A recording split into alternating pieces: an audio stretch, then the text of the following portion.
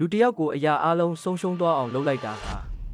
သူ့ကိုတေမင်းထက်ကြောက်ဖို့ကောင်းတဲ့ရန်သူတယောက်အဖြစ်ဖန်တီးလိုက်တာပါပဲအေးစစ်စစ်နေတတ်တဲ့လူတယောက်ရဲ့ဘဝထဲကိုမတရားမှုတွေတစ္ဆာဖောက်မှုတွေရုတ်တရက်ရိုက်ခတ်လာတဲ့အခါသူရွေးချယ်စရာလမ်းတစ်ခုပဲရှိတော့တယ်အဲ့ဒါကတော့အကျွေးကိုအတိုးနဲ့ဆက်ဖို့ပါပဲဒီစကားမှာတင်ပါတွေကိုမြင်တွေ့ရမလဲရင်သက်ရှုမောဖွယ်တိုက်ခိုက်ရေးခံများတကွက်ချင်းစီမှာခံစားချက်အပြည့်နဲ့ရိုက်ကူးထားတဲ့အရှင်ငန်းတွေကတင့်ကိုထိုင်ကုန်ကနေမထနိုင်အောင်ဆွဲထားပါလိမ့်မယ်ခမန်းရခတ်တဲ့ဇလန်းအလှည့်ပြောင်းဘသူကရန်သူ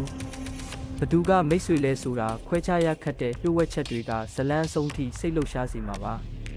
ပြင်းထန်တဲ့ခံစားချက်များနာကျည်းမှု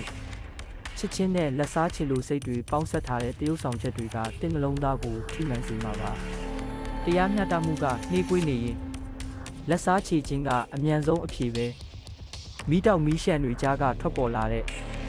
ရွနာရဲ့လက်စားချေမှုဟာဘလောက်ထိကြောက်ဖို့ကောင်းမလဲရန်သူတွေတယောက်ပြီးတယောက်ဘလို့ဒူးထောက်သွားမလဲအရှင်ကားကောင်းတွေကိုမှကြိုက်တဲ့သူဆိုရင်တော့